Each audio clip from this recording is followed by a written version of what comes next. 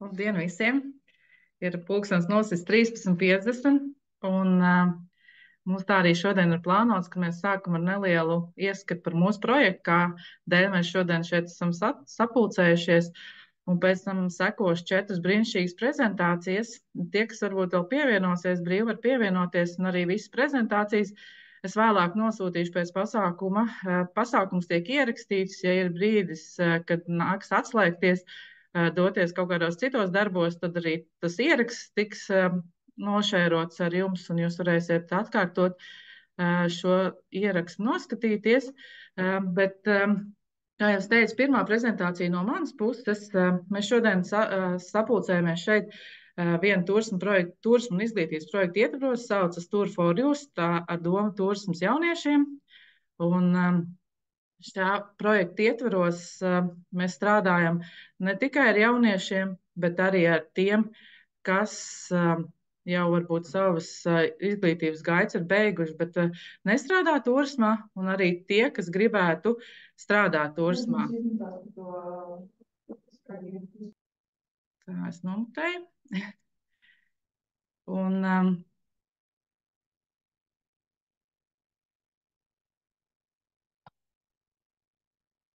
kādu iemeslu pēc man neslēdzās pāri prezentāciju. Jā, Tour for Youth projekts ir atbalstīts Centrālās Baltijas jūras projekta ietvaros. Mēs esam viņu uzsākuši jau pagājušā gada augustā. Liels darbs jau ir padarīts kopā ar partneriem no Somijas, Igaunijas un Latvijas. No Latvijas mēs esam 2 sadarbības partneri, mēs Kurzemes plānošanas reģions un Vidzemes augstskola. Un tāda pati līdzvērtīga augstskola mums pretī ir Somijā, Satakunas universitāte. Un no Igaunijas mums sadarbības partneris ir Pērnavas profesionālās izglītības centrs. Un šī projekta mērķis, lielais mērķis ir savest kopā turismu studējoši jaunieši, kas jau turismu ir beiguši studēt, bet nav atraduši sev turismā ar mūsu turismu uzņēmējiem un viņu piedāvātajām darba vietām. Jā, tas tā idejiski ir doma stiprināt gan kā mūsu, kā Kurzemes kā reģionu un turismu nozari, gan palīdzēt arī uzņēmējiem atrast jaunos darbinieks savos uzņēmumos. Kā mēs to esam līdz šim darījuši un kas ir tie lielākie darbi, kas pabeigti? Esam izveidojuši studiju kursu internetā, kuru var apgūt jebkurš interesants, apmeklējot mūsu mājaslapu Tour for Youth, vai arī ejot pēc šīs saites, ko jūs redzat zemāk. Šis ir turismu kurs, kurš ietver gan viesmīlības jautājumus, gan turismu jautājumus, kā no turismu informācijas centra redzesloka, gan ēdināšanas nozarē apskatāms jautājums. Tas saturs ir viegli uztverams dažādu testu veidā, video materiālu veidā. To var izmantot jebkurš. Savukārt jauniešiem, kuri turismu studē vai ir beiguši studēt turismu un ir vecumā no 15 līdz 24 gadiem, pēc šī kursa apgūšanas mēs piedāvājam atmaksātas prakses vietas Latvijā, Igaunijā un Somijā. Un tās nozars, kā jau teicu iepriekš, ir turisms, viesmīlība un ēdināšana. Šādu iespēju mums līdz šim ir izmantojuši un prakses ir izgājuši 5 jaunieši, un mēs ceram uz vēl tikpat daudz un jau vairāk, kur izmanto šo iespēju gan Latvijā, gan arī aizbraukt uz ārvalstīm. Bet tas tad tikai jauniešiem, kas ir vecuma grupā no 15 līdz 24 gadiem un studē vai beiguši studēt turismu. Tad, kā jau es šodien teicu, uzsvars būs vairāk nevis uz projektu, bet tieši uz mūsu 4 runātājiem, kas mūs iepazīstinās ar turismu nozari un tās sniegtajām iespējām. Pirmā kā runātāja mums būs Sintī Pusaudze, kur strādā Liepājas turismu informācijas birojā, un var teikt, ir tāds viens no cilvēkiem, amatiem, ar ko tieši asociējās turismu informācijas centrs, un Sintī vēl pieskarsies tādām lietām, kā tas digitālais laikmets ir izmainījis dažādas nepieciešamības, kā strādāt turismā. Tad kā otrais runātājs mums būs Reinis Pižiks, uzņēmējs pārstāv Dabu Labu. Arī no Reņa mēs gūsim tādu stāstu, kā Daba Laba auga, kādi ir tie viņa veiksmes stāsti, varbūt arī neveiksmes, jo nevienmēr var būt tikai veiksmes, arī no neveiksmēm ir jāmācās, un par to mums vairāk pastāstīs Reinis. Savukārt pēc pārtraukuma mūs ar savu profesiju iepazīstinās Līga Šaule, kur ir gids Saldus pusē, un arī tas viņas dzīves ceļš, kā viņa nonāca līdz gida darbam, un kas vēl ir veicinājis dzīvē to, kad viņš šis piedāvājums paplašinās un viņi veido jaunus produktus. Un kā ceturtais noslēdzošais runātājs mums būs zemnieku saimniecības saimniece Maija Zilberte, kur savukārt turismā iesaistīties ir pamudinājusi tāda akcija kā Mājas kafejnīcas dienas. Un tad tas viņas stāsts, kā no zemnieku saimniecības viņa kļuva arī par turisma apskates objektu. Un tas no manas puses būs šodien viss. Mani kontakti ir šeit, droši var zvanīt, rakstīt pēc tam. Un kad būs visi šie 4 runātāji beiguši, es parādīšu vēl tādu vienu QR kodu, kur es lūkšu aizpildīt pēc pasākuma, lai jūs izvērtētu šo pasākumu, mēs saprastu varbūt, ko nākamreiz mainīt. Un arī šī projekta programma mums to prasa, tāpēc es ļoti lūgtu, ja ir doma, kad pasākumā līdz galam nevarēs piedalīties, tad jau var noskanēt tagad, bet ja ne, tad arī aizsūtītajā prezentācijā šis QR kods būs pieejams un to varēs izdarīt. Bet tagad es beidzu runāt no savas puses un dodu vārdu Sintijai Pusaudzei, kas mums ir pirmā runātāja un pastāstīs par darbu Liepājas turisma informācijas birojā un par izaicinājumiem, kas ir nākuši klāt šajā digitālajā laikmetā.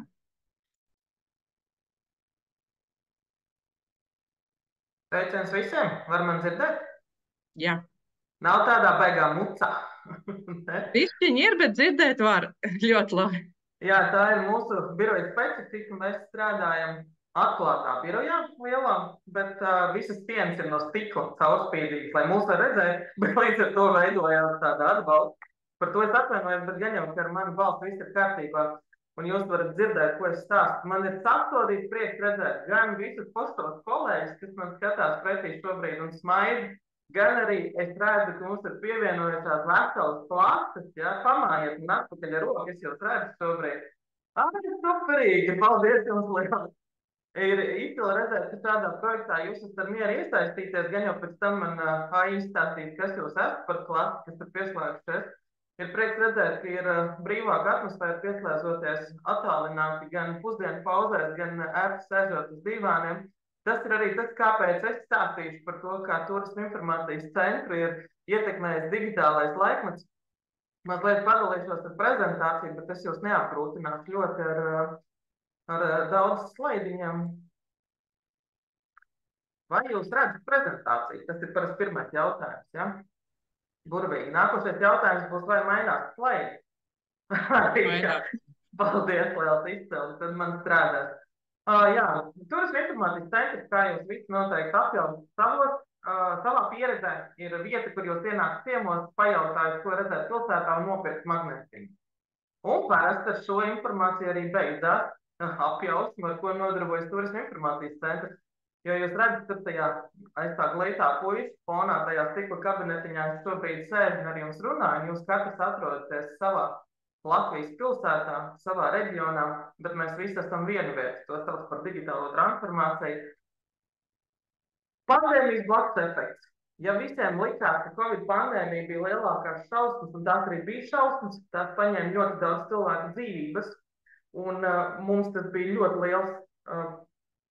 liels izaicinājums. Ir tīpaši turisma nozarē, jo mēs bijām pirmie, kurus slēdza, bet turisma informācijas centram nācās strauji pielāgoties tieši tāpat kā skolām, tieši tāpat kā medicīnas iestādēm, tieši tāpat kā jebkurai turisma uzņēmumam vai jebkuram uzņēmumam vispār, kurš ir saistīts ar cilvēku uzņemšanu pie sevis.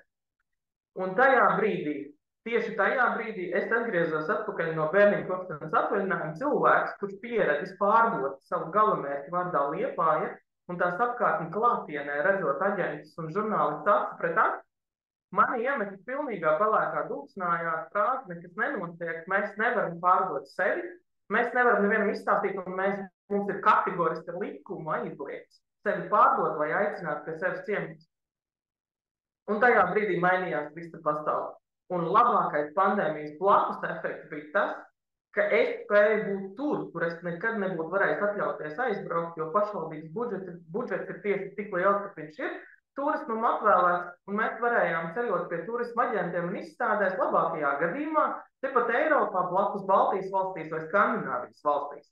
Tad tagad es varēju būt, kur vien es vēlos. Jaunzēlanda, Kanāda, ASV, Austrālija, Ķīna, Japāna, Taizeme. Es attālināti pieslēdzos jebkuram mērķtirgum, kur es vien vēlējos uzrunāt.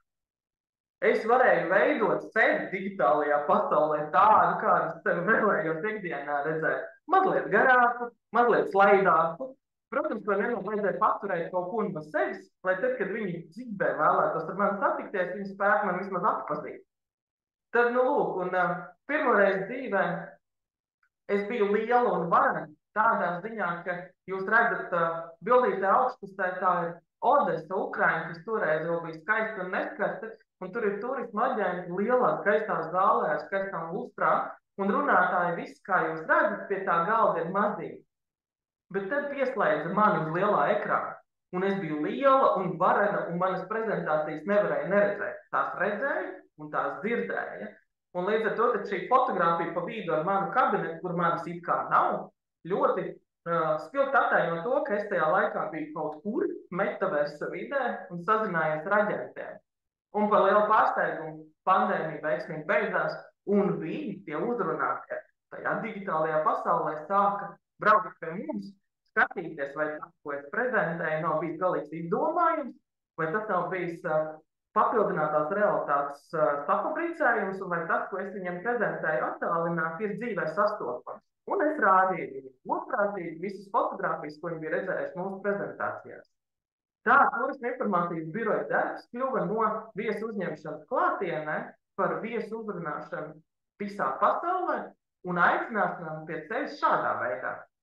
Godīgi man, kas nav staņ jau vairs jaunietis, ja, es esmu jaunietis reiz 3 gados vērtējums, pēkšņi iemācījos prasmes, kas, ja nebūtu šīs pandēmijas, es domāju, manam vecumam būtu gājuši secen, un mēs tajā jomā būtu attīstījušies daudz lēnāk. Un mums bija iespējas uzrunāt jaunus turisma pakalpojumu sniedzējus un jaunus veidus piesaistīt Liepājai, kas ir kruīza kuģi, kura pie mums beidza braukt 2007. gadā un vienreiz atbrauc 18. gadā. Un tad viņi pārstāja pie mums braukt, mums bija iespējams sasniegt, kā pateicoties tam, ka viss kļuva tiešsaistē tieši tā, kā es ar jums runāju šobrīd. Mums strauji attīstījās līdz ar to dažādi apskates objekti, jo viesi, kas pie mums pēc tam ieradās ar vien pastiprinātākā formā, vēlējās redzēt daudz ko jaunu un no jauna vēl, un mēs viņam jautājām, kas ir tas, kas jūs interesē, un ļāvāmies idejām raisīties, un pašvaldībai, pateicoties pašvaldības lielajam atbalstam, mēs spējam daudzus objektus atdzīvināt daudz ātrākā laika posmā, varbūt kā tas būtu iespējams pirms tam, strādājot ierastajā pirms pandēmijas biznesa attīstībā. Tas, kas tā pārmaiņas, mēģināt ļoti vienkārši pastāstīt, kā turisma informācijas centra un digitālā transformācija, kas ietekmēja visu mūsu pilsētas turisma informācijas centra darbību, ir saistīta ar to, kas mainījās pandēmijas laikā. Ļoti šausmīgi ātrā tempā pieauga meklēšanas dažādu rīču un instrumentu attīstība. Visi, kas bija saistīti ar turismu, saprata, ka viņiem ir šajā brīdī, kad visi ir attālināti un izmanto tikai un vienīgi internetu, mums ir pēc iespējas vairāk viņiem jādod pēc iespējas ātrāk un vairāk iespējas rezervēt kaut ko galamērķos atrast pēc iespējas ātrāk. Ja agrāk tā meklēšana bija Google, kurā mēs ievadījām kaut ko, vai varbūt kāds cits meklēšanas instruments, un tad mums vajadzēja katru lapu skatīties no jauna un no jauna. Kur mēs ko gribam atrast, katrā lapā ir savas kaut kādas informācijas datubāzes, tad Google saprata pati viena no pirmajām, nevis pati pirmā, bet viena no pirmajām, ka Tas arī viņiem ir neizdevīgi, jo mums paliek neērti meklēt. Mēs jau aizējam tieši uz Booking, jo mēs zinām, ka tur norezervēsim viesnīcu. Tad mēs aizējam uz aviācijas vietnēm, kur mēs norezervējam lidmašīnas biļetes un tā tālāk. Viņi pirmie sāka klausīties, ja varētu tā teikt, ko es viņiem lieku meklēt, un saprast, ka Sintijai pusaudzei, ja, pēdējā laikā ir vajadzējis bieži lidot uz Briseli, un viņa ļoti bieži apmeklē to vienu kaut kādu iestādi Briselē, un viņa izmanto tādu un tādu lidojumu, bet viņai tas budžets ir tāds un tāds. Jo viņa redz mani, viņa redz, ko es meklēju, un Google sāk apvienot visus šos meklētājus atsauksmes portālus un izveidoja pašu savu datubāzi. Volā, viss. Citiem pusaudzēm vairs nebija vajadzīgs meklēt atsevišķi kaut kādās vietnēs viesnīcas lidojumus, apskates objektus. Google to visu apvienoja vienā punktā. Pie tam piedāvājot labāku cenu, piedāvājot ātrāku lidojumu un tā tālāk.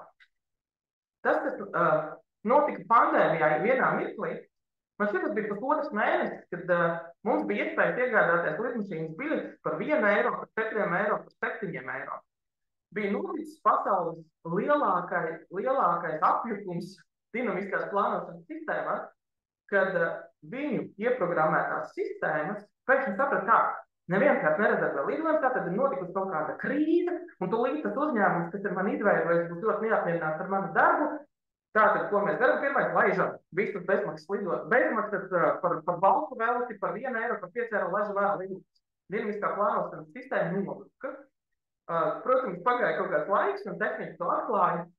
Viņiem ļoti palīdzēja arī šī te jaunā papildinātā un virtuālā realitāte, kas viņam norādīs to, ka notiek kaut kāds savstalīgi briesmīgs nelaimes gadījums, un aviācijas biļetes tiek izpārdotas par ļoti smieklīgu naudu.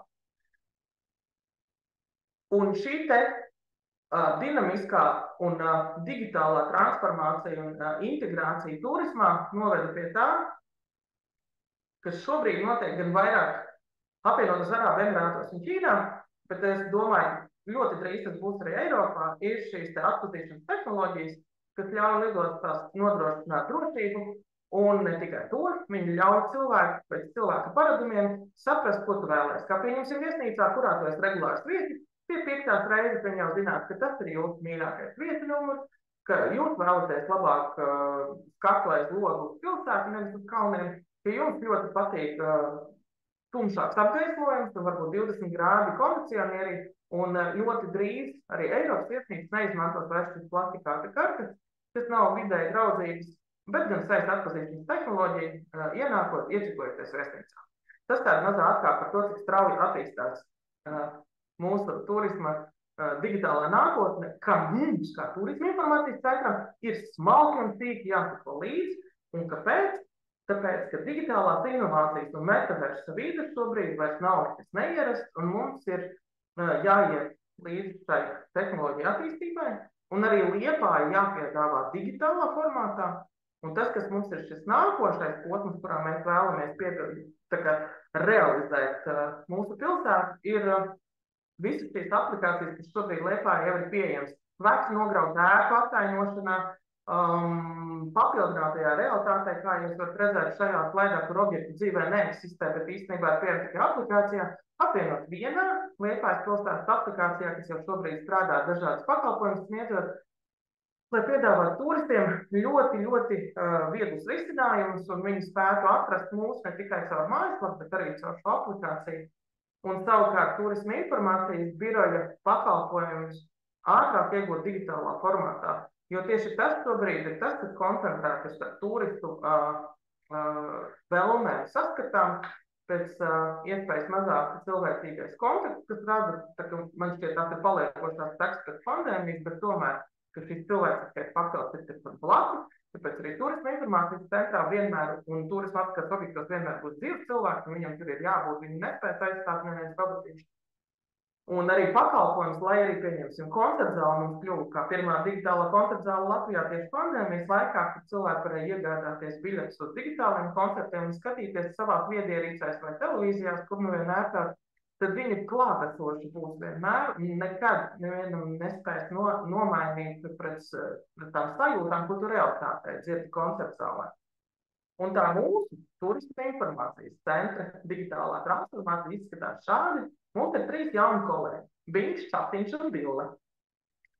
Un viņi ir tie, kas mums palīdz ikdienā atslogot visvairāk tieši mārketinga speciālistus, kas strādā mājaslapā un mūsu sociālo tīklu profilos. Un mēs ar viņiem sākām sadarbību, ja varētu tā teikt, pirms pusgada. Un tad mēs šos jaunos kolēģus, kā jau arī jūs pieņemsim, ja jūs sākat darbu turisma informācijas centrā, saņēmām ar 0 punktu, 0 atzīmību, kā baltu lapu. Un mēs viņam sākām stāstīt praktiski, kā tas notiek, pieņemsim, studiju programmas praksēs, kad pie mums ierodas studenti, kurus mēs ļoti labprāt ņemam praksēs, jo mums patīk jaunas idejas un jauns skats uz turisma centru darbību un turisma pievilcību galamērķiem. Tad arī šos kolēģus mēs sākām apmācīt no 0, stāstot viņiem, kas mēs esam, kas ir mūsu īpašais raksturojums un ko mēs no viņiem gribam. Jo tas ir pamatot, kad sāk strādāt jaunā vietā. Kādi darba pienākumi būs man. Lūk, mēs iedavām šo fotogrāfiju, kur ir fotografējis viens no mūsu izcilajiem fotogrāfiem, Edgars Kokavičs, un teicām kolēģiem, kādu jūs redzat Liepāju. Nu, jā, protams. Šajā mirklī mūsu kolēģiem pavēra visas iespējamās idejas un domas par to, kā Liepāja varētu izskatīties. Protams, tas ir sapnis un sapnī nav nekā slikta, bet mēs redzam, ka te viss ir too much, jā, tātad daudz par daudz. Šādu Liepāju mēs laikam vēl īsti negribam, nu vismaz tuvākajos 100 gados, bet lēni pakāpeniski soli pa solītim mēs varētu pie tā pierast. Tāpēc mēs devām viņam vairāk ziņu un informāciju par to, kas tad Liepāja īsti ir. Un saņēmām pretī jaunu mazliet līdzīgāku ainavu, kādu mēs esam pieraduši redzēt, kad mūsu pilsētu fotografē ar dronu, bet tomēr mēs redzam, ka mūsu sapnis par to, ka kruīzes kuģis varētu ienākt centrā, šeit ir piepildīts, bet mēs zinām, ka dzīvē īsti nepiepildīsies, un te ir mazliet par daudz kanālu un ūdens, kā tas ir realitātē. Ceram, ka Liepāja drīz nebūs jaunā Venecija. Un tā mēs devām uzdevumus par to, kā mēs gribam, kas mēs esam. Mēs esam klimatneitrāli ilgspējīgi ceļi kopā ar pašvaldību, ka mēs gribam, lai pie mums paliek senā arhitektūra, bet tomēr apvienojumā ar jauno. Mūsu kolēģi turpināja mācīties. Šīs fotogrāfijas ir no pirmās nedēļas, kad mēs ar viņiem sazinājāmies, lai viņus apmācītu un viņiem liktu apjaust, kā viņi mums varētu palīdzēt. Tas, ko šis bija Čatiņš, jā. Tas, ko Čatiņš man atrisināja, mums viena praktikanta mēnesi vadīja mūsu kontaktbiržās un izstādēs saņemtās vizītkartes. Jo, lai arī mums ļoti digitāls un interneta pilns laikmets, joprojām mēs atbraucam mājas no izstādēm un kontaktbiržām vidēji ar 100-150 vizītkartēm. Šāds te darbs, ir jau 8 gadi, tad var iedomāties, kādu krājumu mums bija ar vizītkartēm un kontaktiem, kurus vienīgais, kas mums bija nepieciešams, viņas dabūt elektroniski, lai mēs varētu filtrēt pēc attiecīgā mērķtirgus, valsts vai turisma aģentūras pārstāvniecības, lai mēs varētu ar viņiem strādāt informāciju, kas viņam no mums ir vajadzīga. To mēs varam izdarīt tad, tas ir elektroniski Excelī vai kurā citā datubāzē, kur var filtrēt informāciju. Tad Čatiņam izrādās bija tikai un vienīgi jānofotografē lapas, vizītkartes, tas aizņēma laiku, bet ne, protams, tik daudz, jo mēs zinām, ka vienā fotogrāfijā varam ielikt 20 vizītkartes, un palūdzām viņam izņemt laukā no vizītkartēm visu informāciju un Excelī salikt pa attiecīgām kolonām. Čatiņam tas prasīja 7 minūtes. 7 minūtes pēc 1 mēneša pilnas slodzes darba. Lūk, arī ir tas, ko mēs ieguvām visvairāk no visa tā. Un šobrīd mēs esam ceļā uz to, ka mums būs virtuāls birojs, ko mēs šobrīd saucam par turisma informācijas centra metaversa vidi. Sākotnējā ideja radās, jo ir cilvēki, kas nekad dzīvē nespēs ceļot. Viņi ir piekalti gultām, jo ar ratiņkrēsliem cilvēki ļoti labprāt ceļo, un viņi nonāk arī līdz Liepājai, bet ir cilvēki, kas nekad nespēs ceļot. Viņi var ceļot tikai un vienīgi ar acīm, ar ausīm un savās domās. Tā bija pirmā doma, ka mēs viņam varētu parādīt, kāda Liepāja izskatās. Un tam ir nepieciešama šī metaversa vide, kurā mēs integrēsim mūsu biroju, kurā mēs integrēsim Liepājas pilsētu, kurā viņam būs iespēja no jebkuras viedierīces, neizmantojot speciāli ierīces, brilles vai tam līdzīgi, Ienākt pilsētā kopā ar gīdu pastaigāties pa pilsētu, apskatīt mūsu labākos objektus, kas mums vien ir interesantākās lietas, un ienākt pie mums turisma informācijas centrā iegādāties šo te virtuālo suvenīru, kuru realitātē fiziski viņš ir saņem savā pastkastītē. Pēc tam, protams, idejas mums raisījās vēl vairāk, un mēs sapratām, ka mēs šo metaversu biroju varam izmantot kā mārketingu pārdošanas rīku arī cilvēkiem, kurus mēs pēc tam ar savu veidu āķību vai burkānu metaversu vidē būsim atvilkuši realitātē fiziski līdz pat Liepājai. Šis ir mans avatārs, ar kuru es strādāju, tad, kad man nav oficiāls pieņemšanas vai oficiāls prezentācijas.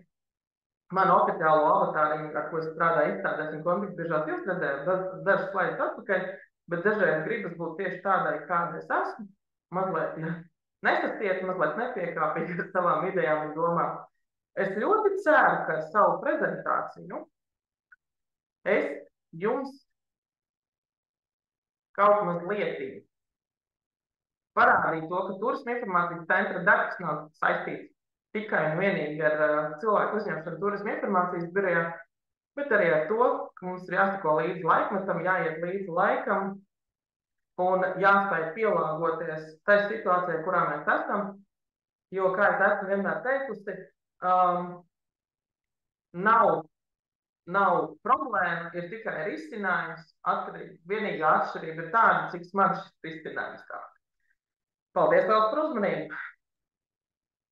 Paldies tev, Sintī, bet viens jautājums no manas puses, ir arī daudz jauniešu un varbūt cilvēki, kuri nākotnē varbūt gribētu mainīt profesiju, parasti pasaka turisma informācijas centrs un tur strādā turisma informācijas speciālisti. Kādas ir tās profesijas, kas vēl strādā bez turisma informācijas speciālistiem turisma informācijas centrā? Jā, mums ir ienākošā turisma speciālisti, kas sagaida viesus, kā jau to minēja, tad mums ir mārketinga speciālisti, kas atbild par to, kā izskatās Liepājas mājaslapa, kā izskatās Liepājas sociālai tīkli, kā mēs izskatāmies drukātajos materiālos, kas ietver visas mūsu turisma iespējas drukātajā formā. Mums ir turisma attīstības speciālists, kas atbild par jaunu šo te pakalpojumu produktu piesaisti, par attīstību pilsētā, par objektu attīstību, par zīmju attīstību, par jaunu pakalpojumu attīstību. Un, protams, ka tā kā mēs esam saimnieciskās darbības veicēji, mums ir 2 grāmatveži, kas mums parasti tos lidojošos, idejas lidojošos cilvēkus noliek pie zemes. Vai klausītājiem arī ir kādi jautājumi Sintijai? Aija, labdien visiem! Es esmu Agnes Lāca, Aijas kolēģi Kurzemes plānošanas reģionā. Un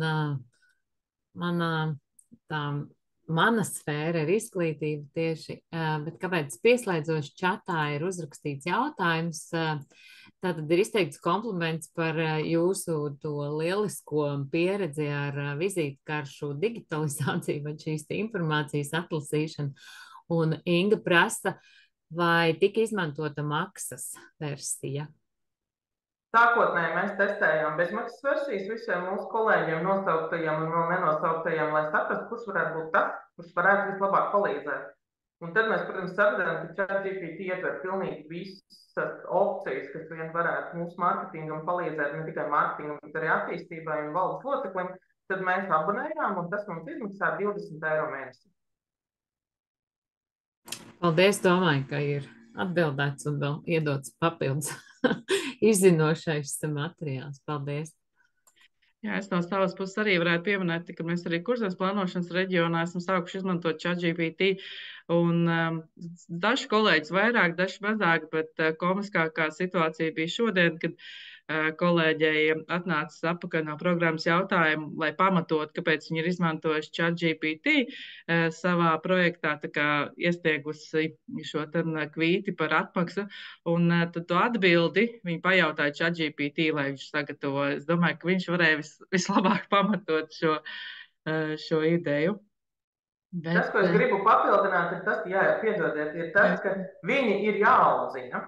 Jo nav tā, ka tā viena programma, ko jūs tagad abonēsiet, viņa ir vispārēja. Bet audzināšana nozīmē to, ka jūs iedod specifiski apmācat viņu savā produktā, savā pakalpojumā, savā informācijā, kurā veidā, jo sākotnēji viņam ir visas pasaules informācija šim te nabaga čatiņam, ja? Tad viņš ir tāds ļoti vispārējs. Un tad vienā brīdī viņš saprot, kura informācija ir patiesa, kura nepatiesa, atbildot uz Ingas jautājumu par vizītkaršu datu pārbaudīšanu. Es pārbaudīju, bet man par lielu pārsteigumu viņš viss bija korekti paņēmis no visām vizītkartēm. Sākotnēji mūsu mārketinga speciālistiem vajadzēja daudz labot tos tekstus, ko viņi deva, un sākotnēji viņš bija tikai angliski, šobrīd viņš arī ir latviski, un latviski viņš kļūst ar vien gramatiskāk pareizāks, jo mēs viņu audzinām. Un ir viens burvīgs stāsts par to, kā mēs parasti baidamies. Mākslīgais intelekts nekad nespēs aizvietot dzīvo personālu nevienā institūcijā. Protams, ka rūpnīcā robots var aizvietot kaut kādas monotonas detaļas viendabīgo izveidu, bet tas, kas ir saistīts ar darbu ar cilvēkiem, kur nepārtraukti mainās viss, un tev jāiet līdzi tam, kas mainās, tur nevarēs aizvietot dzīvi cilvēku mākslīgais intelekts, bet viņi gan var strādāt sakabē roku rokā, izmantojot to, ka mūsu digitālā mārketinga speciālistē šobrīd ir daudz vairāk laika pievērsties jaunu ideju ģenerēšanai nekā iepriekš, ja jums katru dienu ir jāsacer sociālajos tīklos stāsts, tad es jau piedodiet, sen jau būtu prātā sajūtas ar visu to, ka man ir ļoti plašs vārdu krājums. Ja? Tad šobrīd to dara lielākoties ChatGPT, bet viņš to dara, kā mūsu mārka viņu ir apmācījis. Līdz ar to mūsu ChatGPT ir mūsu digitālā mārketinga speciālists mārka. Mārta mums drīz dosies bērnieku kopšanas atvaļinājumā, un līdz ar to tad, viņas vietā nāks kolēģi Ieva, kas čatiņu apmācīs, kā Ieva to darīs. Līdz ar to tad tas tā arī ir. Bet tāds ir viens smieklīgs gadījums, kas mums pateikšu par šo mākslīgo intelektu un cilvēku mijiedarbību. Pirmo mākslīgo intelektu jūs pat nezinu, jo viņu bija spiesti nogalināt. Un es vienmēr lietoju šo vārdu nogalināt, nevis izdzēst vai salabot, tāpēc, ka pirmais mākslīgais intelekts bija Google, nav nekāda pārsteiguma, bet viņš tika tik tālu izskolots, ka viņš ieguva pašapziņu. Un šajā brīdī bija jāpieslēdzās cilvēkam, lai, diemžēl nofinalizētu šo projektu ar mākslīgo intelektu, kurš ir iegūst cilvēcīgu pašapziņu. Tāpēc viņiem vienmēr ir jābūt mijiedarbībā. Paldies par pacietību.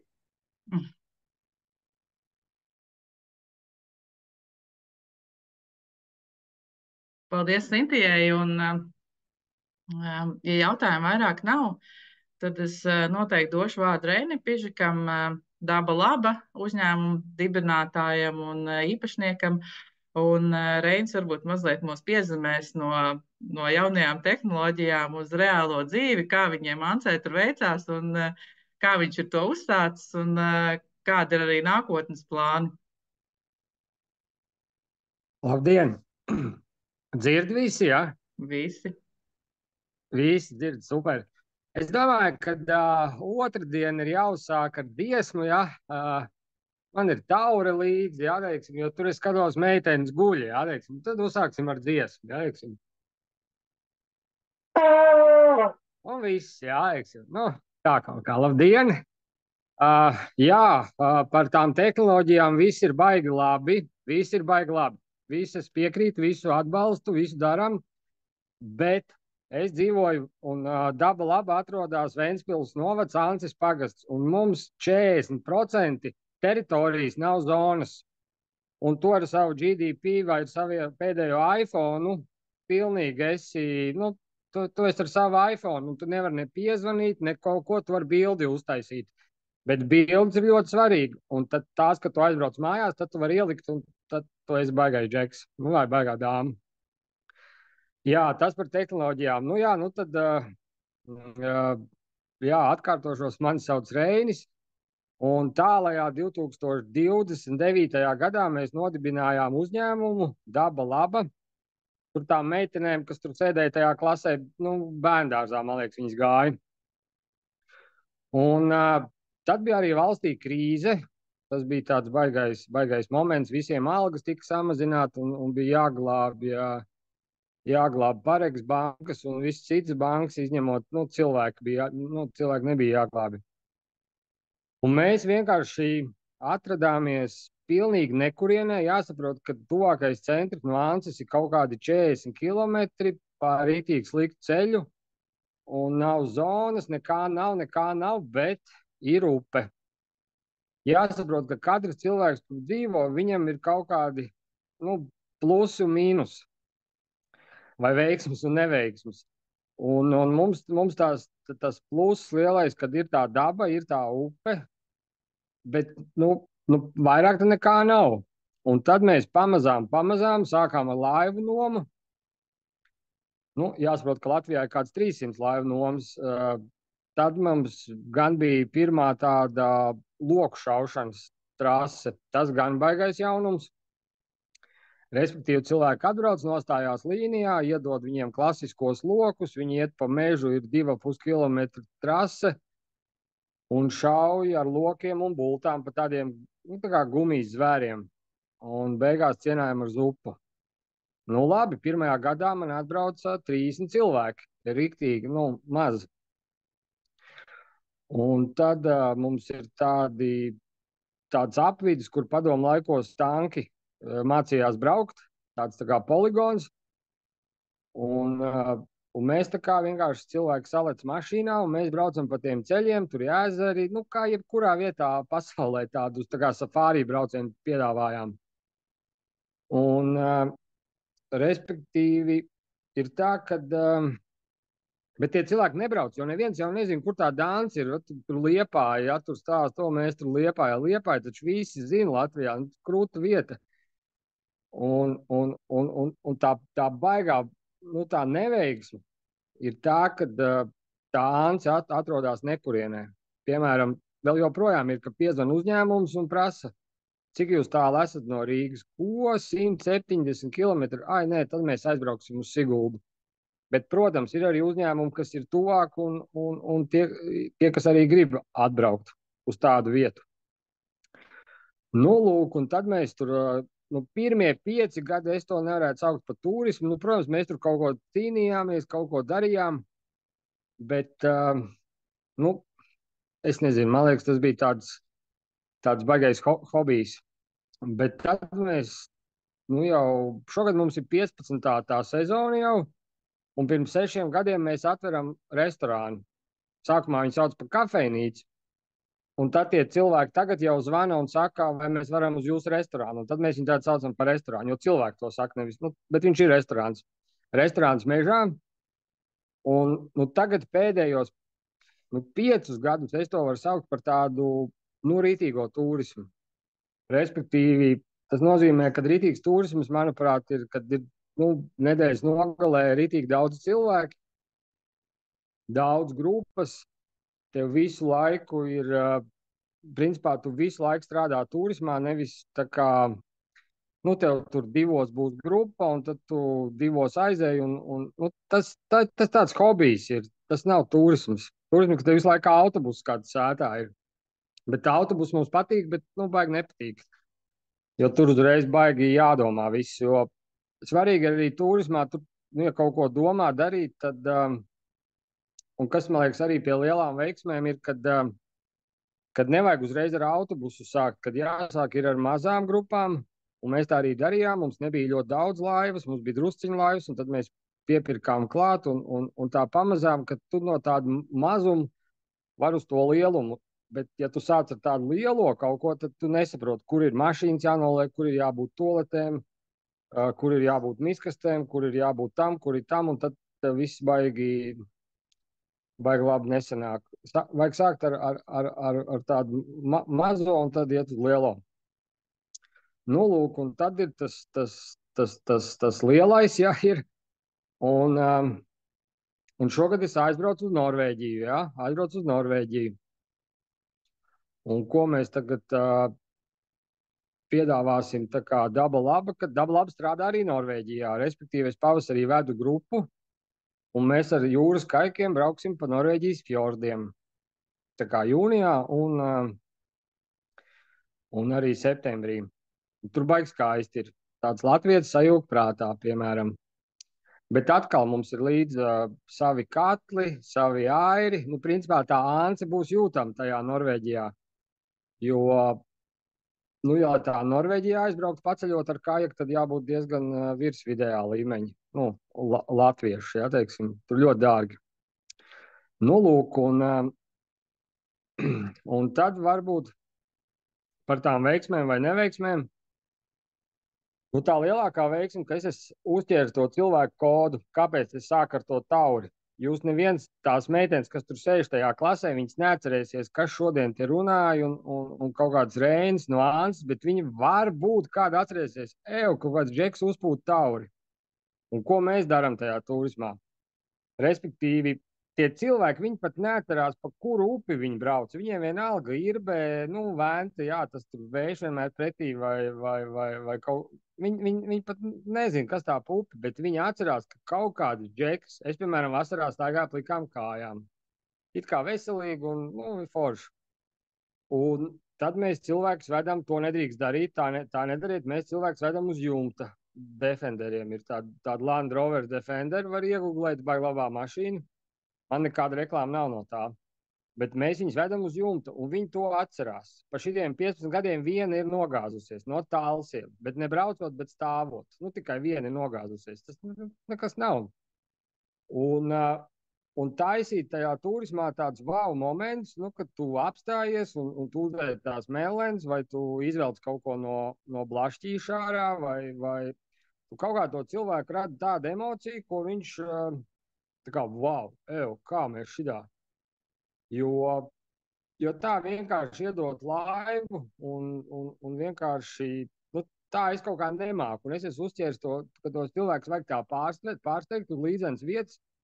Un tā, es domāju, ir tā lielākā veiksme, ka cilvēki atcerās, ka tur kaut kāds Džeks uzpūta tauri. To viņi atcerās, bet viņi neatcerās, pa kādu upi viņi brauc. Tā kā tā. Tā neveiksme, jā, ir, kad tā gan ir gan veiksme, gan neveiksme par to, ka tas Āns atrašanās vieta. Ir vairums cilvēkiem, kas ridīgi patīk, ka te ir kluss, mierīgs un te nekā nav, bet, protams, ka tas nekā nav, tas arī uzreiz baigās sekas ir. Piemēram, ja mums restorānā beidzās kaut kāds krējums vai kaut kas beidzās, mēs nevaram pāriet pāri ielai tā kā Liepājā vai Tukumā, jā, teiksim. Mums ir reāli jābrauc pēc tā krējuma, un tuvākā veikalā nav tas krējums, un tad ir jābrauc kādi 25 vai cik kilometri. Un tas ir baigais tāds atkal mīnus, ka tu nevari pāriet pāri ielai un nopirkt. Zobdiegs vispār man ir jābrauc pakaļ uz Ventspili, tikai Ventspili Dundagā nav. Es nezinu, kāpēc, bet Dundagā nav zobdiegu. Lūk, un par tādām vēl neveiksmēm, kad, protams, ko vēl tādu, es biju baigi izdomājis, bet ko es vēl, kad par to Covid laiku visi saka, kad viss bija slikti, un tā man bija reāla veiksme, jo nenotika Prāta vētras koncerts Liepājā, nenotika Madonas kapsvētki. Visi bija pie manīm. Man trešdien pietrūka laivas, un tas bija vienkārši super. Tāpēc tagad safari braucienā mēs liekam dzert no vienas krūzītes, lai tur tā kā atkal viss... Protams, ka cilvēki nomira un tā bija briesmīga epidēmija un tā, bet manā gadījumā tas ļoti palīdzēja. Tā kā paldies Covidam, jo tieši tā ir, kad jums jāsaprot, ka Latvijā ir, tā kā jaunieši, jā, vienādojumā X cilvēki Latvijā ir, kas var atļauties kaut kur aizbraukt. Un tad mēs konkurējam, iedomājies, Daba laba konkurē Latvijas valsts mežiem kaut kādu Tērvetes kempingu, jā, to skaisto, kas tur ir augšā un lejā. Mums ir jākonkurē ar Liepāju, Ventspili un visām šitām te superīgajām vietām, kuriem, tā kā valsts dod naudu, tā kā tie dod naudu, kā Ānci var konkurēt ar Tērvetes dabas parku, nekā. Un nekad, bet tie cilvēki jau Latvijā cik ir, tik ir. Un tā, vācietis patreiz domā, ka Latvijā karo. Mums, protams, brauc tie ārzemnieki, bet pēc tā Covid stipri mazāk. Bet, šad tad jau kāds atbrauc. Un, jā, tā kā tā konkurence ir liela arī starp tām laivu nomām, kad cilvēks cīnās ar cenu un tā, bet nekad nevajag sevi pa maz novērtēt un likt ļoti mazu cenu, jo tas ļoti labs filtrs ir. Jo mums ir 5 eiro dārgāk laivu noma nekā kaimiņiem, un pie mums atbrauc ridīgi forši cilvēki. Tas ridīgs filtrs ir. Ja taisat kaut kādu jauniešu projektu, pieliekt bišķi vairāk to cenu un neviens neatbrauks, bet ja atbrauks varbūt normāli. Bet, baigi lielu arī neliek, ka tā var aizšaut otrā grāvī. Lūk, un kas vēl tāds? Mēs tev varbūt jau varam no čatiņa iedot kaut kādus jautājumus, ko ir iesūtījuši. Laikam cilvēks, kas pie tevis ir jau bijis, jautā, lai tu pastāst arī par savu izglītību, kāds tu esi turisma speciālists un ko tu esi mācījies, no kādas nozares tas atnācis līdz dabai labai. Jā, man bija tāds, kā man liekas, visiem jauniešiem, ka viņi nezina, pa ko iet. Un es esmu mednieks arī, un man brauc mednieki no Rīgas brauca, un viņi saka, Rein, kur tu esi mācīties? Un es, protams, nezinu. Tāda klasiskā jauniešu atbilde. Un viņi saka, ir kaut kāda banka augstskola Rīgā, varbūt, tur kaut kāda augstskola forši ir. Es saku, ok, labi. Un tad es tā kaut kā, ok, labi, pabeidzu viņu, 5 gadus pastrādāju bankā, bet jāsaprot, ka es esmu piedzimis Ancē, un man tā vide, kas ir tā kā tur aizmugurē, tur tās iekrāmā žalūzijas, un man tas reāli nepatīk.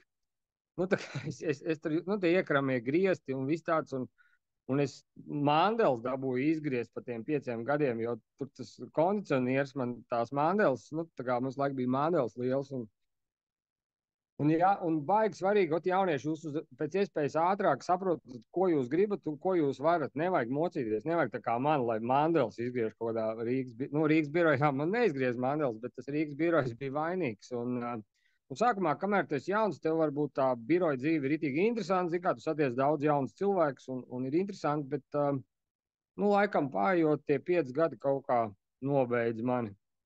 Tā kā, jā, es esmu bagais finansists, bet no finansēm es neko nesaprotu. Paldies manai sievai, Loretai. Viņa tur visu sadara. Jo es uzskatu, ka es mācījos skolā, ka nodokļiem jābūt ir saprotamiem, skaidriem un tādiem, bet viņi tādi galīgi nav. Tur ir jāalgo speciāls darbinieks, kurš saprot, kurā būdiņā ir jāliek tas cipars. Man tas liekas pilnīgi smieklīgi, es uzreiz saku. Tad vēl jautājums par sezonu un nesezonu. Vai tev tāds ir un kā atšķirās darba rokas, cik tev vajag viņas sezonā, nesezonā un cik viegli vai grūti viņas ir atrast? Jā. Mēs visu laiku arī domājām par to nesezonu, jo tā ir Latvijā milzīga. Bet tad, kad mums tā lokšaušana, mums šodien viens arī cilvēks laivo patreiz. Lokšaušanā tā trase, viņa var iet reāli līdz sniegam vai līdz tādiem ūdeņiem. Un mums tā sezona sākās martā ar briežu ragu meklēšanas pārgājienu, un citreiz februārī ir plūdu braucieni. Un tad es tieku galā 1 vai 2 cilvēki, un tad, protams, mājas sākās skolēnu ekskursijas, mums ļoti daudz brauc ar lokiem, šaut ar laivām. Un šogad mēs tādu arī maziem pirmklasniekiem, otrklasniekiem, tādiem maziem izdomājām tādu piedzīvojumu ekskursiju. Un tad gan vajag vairākas palīgus. Un tad, jūnijas, jūlijas, augusts, tas ir tāds gaļmašīna, gaļas mašīna tā ir. Ja kādam dzīvē, tā kā ļoti, nekas nenotiek, nav interesanti, tad, var, jūlijā atbraukt kādu weekendu, man paiet līdzi. Un tad gan mums tas restorāns ir vaļā, tad tur mums ir 8 apmēram cilvēki, viņu pa maiņām iet. Un tad mums ir tā, ka puse tie darbinieki ir, kas ir katru gadu, un tad puse pienāk klāt, tādi studenti mums arī, kas vasarā grib strādāt, bet kas grib strādāt, kas negrib, mēs pēc 2 teikumiem jau saprotam, un tad citreiz mēs nopērkam vienu ceļu biļetu no Popas, mums ir tuvāk uz Rīgai, viņas aizvest. Un tad septembrī ir skolēnu ekskursijas atkal, un tā līdz oktobrim. Septembrī arī beidzās restorāns. Un tad ir tā, kad, septembrī. Un tad man ir tā, kad es nodarbojos arī ar viesmedniekiem. Pie maniem brauc tie vācieši, kuriem bail, kad te Latvijā karo. Viņi brauc medīt. Un tad tas ir tāds ritīgi foršs turisms, kad tu esi viens ar kādiem 2 džekiem vai dāmām. Dāmas arī medī starp citu, un tad viņas pavada medībās. Un tas man arī īstenībā ļoti patīk, jo tie tādi ir ļoti sarežģīti cilvēki, un kādu tiec galā ar tām problēmām, kas tur rodās, tur laikapstākļi, viņš ir iedomājies tā, nu, tādiem žēl nav, un tas man pašam tā ļoti patīk. Un tad mums ir tā, ka pagājušajā gadā mēs sākām nomāt no Ventspils novada veco Ansis skolu, kur mēs nosaucām par Ansis dabas māju. Un tad novembrī, decembrī mums sākās tur sezona. Un tad principā, tur viens uzdeva jautājumu, kad es atpūšos. Man tādu baigi atpūt nevajag, galvenais laicīgi iet gulēt un nevajag ilgi nesēdēt pie ugunskura. Un tad janvārs, tāds kaut kur aizbrauc janvārī, un tad jau februārī atkal ir plūdi. Tā kā, bet es nevajag visu laiku atpūsties. Nē, protams, ka es esmu noguris un tā, bet tagad jau man nav dienā tur 100 cilvēku un, tā kā viss mierīgi. Tā sezona nebeidzās. Pa lielam, jā, tagad vēl bišķi tā Norvēģija nāks klāt tajā maijā un jūnijā, un man liekas, ka baigi forši. Starp citu, man šogad bija pirmā stāvizrāde Kuldīgā, un es domāju arī, tā kā iet arī tajā lauciņā. Kad tur uzvanu, tad es aizbraucu kaut ko pastāst. Pa dzīvi, protams. Jā, tā laikam būtu tā veiksmes atslēga, ka tai sezonai pielāgot attiecīgi piedāvājumu, tad tev nav tāda nesezona, tev visu laiku ir sezona, bet vai mazliet aktīvāk, kā tu saki, gaisa mašīna, vai tāda mazliet mierīgāk, kad var arī atpūsties. Un mans komentārs arī, kad gan, kā jau Sintī teica, Liepājas turisma informācijas birojā, gan arī pie Reņu laba daba var iziet šīs prakses vietas. Citreiz varbūt veiksmīgāk ir viņas kaut kādā pavasarī sākt, kad jau varbūt uz vasaras sezonu jums piedāvās jau, ka jūs varētu palikt jau algotā darbā. Tā ka to var likt aiz auss tie, kam tehnikumā ir prakses pavasarī. Noteikti, tad izējot to Tour for Jūs kursu, jūs varētu arī tikt vai pie Reņa, vai pie Sintīs prakses vietās. Bet te vēl, Reini, ir tev jautājums. Mēs zinām, ka tu pats esi reklāma, bet kādus reklāmas kanālus tu izmanto, lai reklamētu dabu labu, kaut kādu labu piemēru varbūt tev ir iz dzīves? Mēs tā kā jau ar sākumā nospriedām, ka mēs nebūsim tas uzņēmums, kurš tā kā ir kaut kādi šitie raidījumi svētdienās, tur Skatlot Dienvans, kāds Reinis, mēs tā kā kaut kā nē, ka tur viņi atbrauc kaut kādu filmēšanas grupu, tu samaksā, viņi ieliek pa tevim rullīt. To mēs tā kā kategoriski nē. Bet tagad jau ir baigi viegli. Piemēram, tā kā šogad bija, kad atbrauc aizpagājušajā gadā viena sieviete uz restorānu. Viņai iepatīkās, viņa man šogad uzvana. Izrādās, ka viņa žurnālists no Ievas ir, un viņa grib interviju. Un mēs tiekam žurnālā Ieva šogad 2 lapās interviju. Tad man ir vienīgais, kas man tāds jau no pašiem pirmsākumiem ir tas draugs Jānis Kļaviņš. Viņš ir ceturtdienās SVH taisa raidījums Zaļais stūris. Un tad viņam arī ir visu laiku bija, bet tā ir RTV un arī tajā Nomad LV portālā uz meža takas tādus raidījumus par medībām. Un tajā SVH, man liekas, es kāds 3 reizes bijis raidījumos, un tad sanāk, kad tajā uz meža takas ir arī kādos 2, man liekas. Vienkārši, kad ir kaut kādi cilvēki, kas atbrauc, viņiem patīk vai nepatīk, un tad viņi saka, hei, mēs te varam uztaisīt rakstu, bet nekad es neesmu maksājis naudu, lai ieliku kādā žurnālā vai kādu reklāmas rullīti. Un tādā veidā, un arī tas, kad mēs tā arī baigi Facebookā neliekam, kad, hei, mēs te paši labākie Ancēji, atteiksim, brauciet pie mums te visi baigi. Mēs tikai, es principā tikai šēroju to stāstus, ko cilvēki ielikuši. Kad viņi tur bija weekendā Ancēja, tur ko viņi darīja, kaut kāds bilds, un es tikai tā kā savu stāstu es veidoju ar citiem cilvēkiem, ko ir, man liekas, tas tā, kurzemniekam tas liekas ļoti pieklājīgi, man liekas, nevis es rakstu kā tas baigais džeks, jā. Tā kā tādu to reklāmu. Protams, viņa ir lēnāka, viņa ir nav tik ātra, bet kā es sākumā teicu, ka mēs no tādiem vienu grupu dienā esam uzauguši līdz normālam līmenim. Ko Ancei var atļauties? Ancei, jā. Nu jā, un kā jau mēs zinām, labākā reklāma ir tā, ko tev iesaka draugs vai kolēģis, kas jau ar savu rekomendāciju tev. Varbūt vēl vienu jautājumu, varbūt no Ingas. Inga raksta, vai ir kaut kas, ko esi novērojis Latvijā saistībā ar vidas aizsardzību? Kā tev pašam savā uzņēmumā ar šo? Nu jā, es domāju, ka pēc 10 gadiem mēs varam atkal uztaisīt šādu mītīngu, un es teikšu, ka laiva noma vairs dabā labā nav, safārī braucieni vairs nav, kas vēl mums varētu nebūt. Pārējie varētu būt, jā.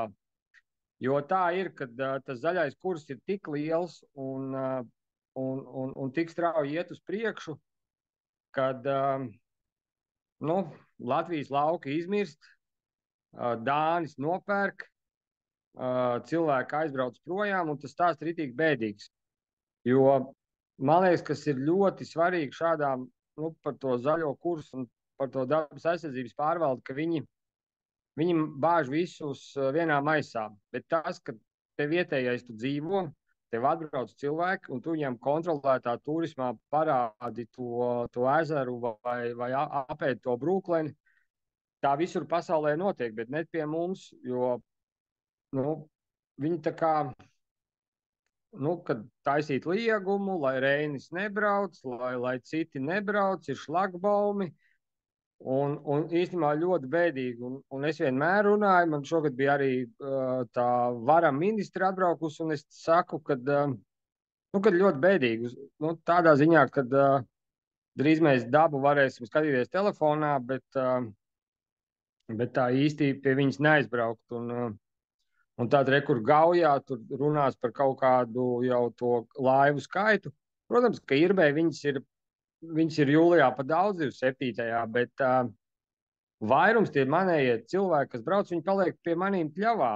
Bet tad, ja būs tie noteikumi gaujai vai Irbei, tur cilvēki, kas ir, es nezinu, no cits planētas, viņi uzrakstīs kaut kādu noteikumu, ka tur neviens nevar braukt. Bet kāpēc čalis, kurš dzīvo pie upes, kuram ir tās laivas, kurš tur aizved, viņas atved, kāpēc viņš to nevarētu darīt? Bet to viņi neņems vērā.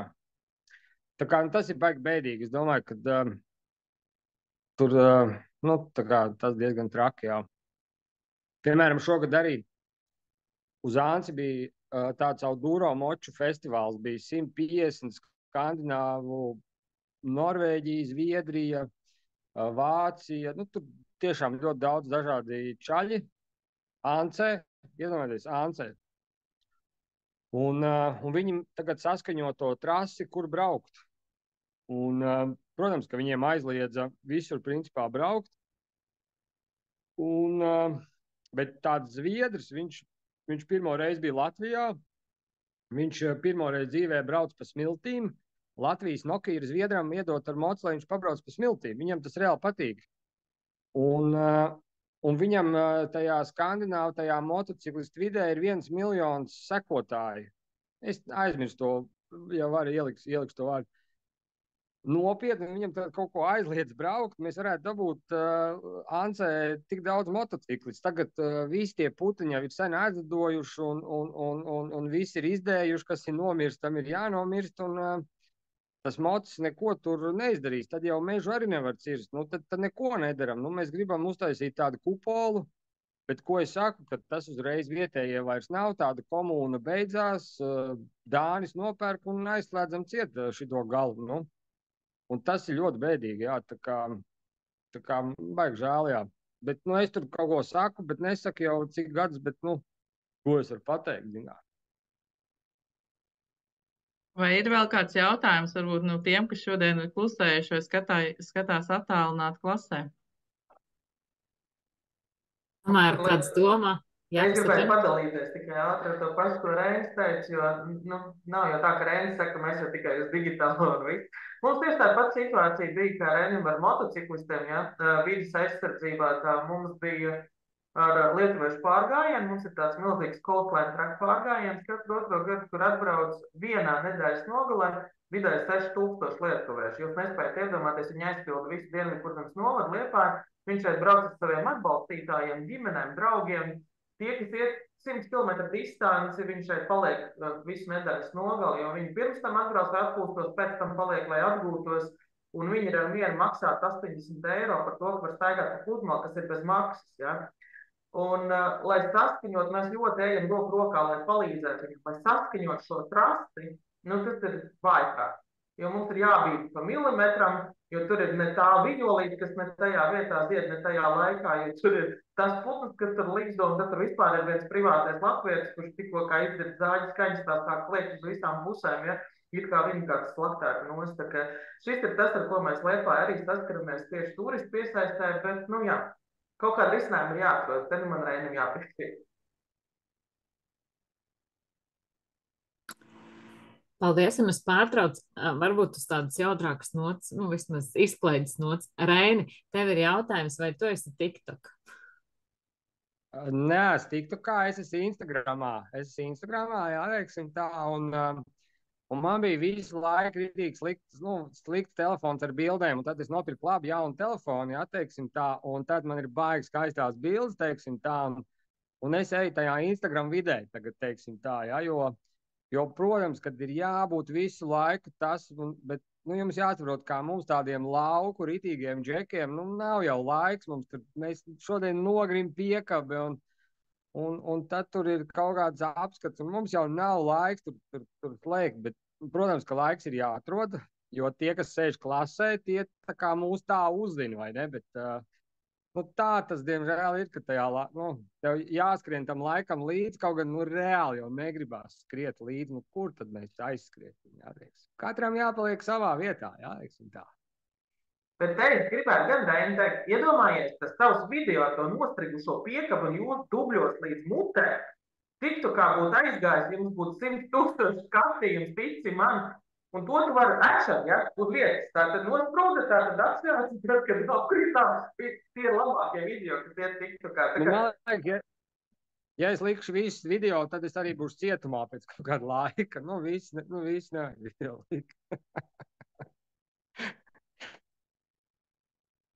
Jā, ir tāds amats satura veidotājs, tad mums projektā viena meitene, kur arī startēja šajā programmā, viņa gribēja būt tāda satura veidotāja. Tā kā varbūt tā ideja jauniešiem, kas pie tevis iet praksē, kad viņi varētu mēģināt veidot tavu uzņēmumu saturu, arī no tādas tā kā jauniešu perspektīvas, jo, kā mēs visi zinām, mēs esam pagājušais gadsimts. Nu jā, mēs jau vairs neesam interesanti, un jā, un tā ir, ka tad man arī, piemēram, ja man piezvana, piemēram, nu, zvans kaut kad, un mēs tā kā 4 cilvēki, mēs tā kā gribētu pa Irbi tā kā braukt, tā kā, nu, mēs tā kā 2 dienas, tā kā, nu, vienkārši viņiem ir, nu, 19 gadi. Viņš grib pateikt, ka viņi ir 4 cilvēki, viņi grib 2 dienas braukt pa Irbi, bet viņi nemāk runāt reāli. Viņi tā kā visu laiku to takā vai kaut kādus tos vārdus pieliek, un tu jau zini, ka tie ir ritīgie jaunieši. Bet tieši tā, viņi ir tavi nākamie klienti, un tev ir jābūt tajā Instagramā vai tajā pensionāru Facebookā vai nu, kaut kur tev ir jābūt, lai viņi tevi ieraudzītu. Bet, nu jā, bet tā arī visām pudelēm nevajag būt pa korķi un, nu, zin kā. Bet ir jābūt, jā, visur ir jābūt. Labi, paldies arī tev, Reini. Mēs esam mazliet iekrimējuši laiku, bet tas nekas. Tas nozīmē, ka mēs nākam atpakaļ tieši 3:00. Šobrīd aizējam, uztaisam teju, kafiju, apmeklējam to, kas jāapmeklē, un tiekamies atpakaļ 3:00, kad mums runās Līga Šaule, un pēc tam sekos Zemnieku saimniecības Lejaskroķa saimniece Maija Zilberta ar savu pieredzi stāstu. YouTube burgai. Un tev vajag saukt tako ar Hugo. Un mēs tā nosmējāmies. Un tad, kad man pavasarī tie vecāki sāka jautāt par tiem pārgājieniem, tad man bija skaidrs, kā saucies pārgājieni, tā ko ar Hugo. Tieši tik vienkārši, ja? Un tas ir tāda, it kā garām ejoša saruna, it kā tāda pasmiešanās, bet beigās man ir tā ko ar Hugo, kuras hashtag vienmēr lieku Facebookā un afišās tā arī saucu pārgājienus, un arī mans krekliņš ir tā ko ar Hugo. Tā kā tad, kad jūs ņemat suņus, tad rūpīgi padomājiet, lai viņu vārdi jums labi saskan ar kaut ko. Nu, re. Un nākamā secība šo vasaru, tad tās manas pastaigas ar suni, jo šis ir tas suns, kuram ir jāiet daudz un mežā un gari gabali, sāka pamazām pārvērsties ar manām pastaigām ar paziņām. Jo, kā es saku, es atreferēju Facebookā mūsu piedzīvojumus mežā, un tad man 1, 2 un 3 pajautāja, vai tad nevarētu nākt līdzi.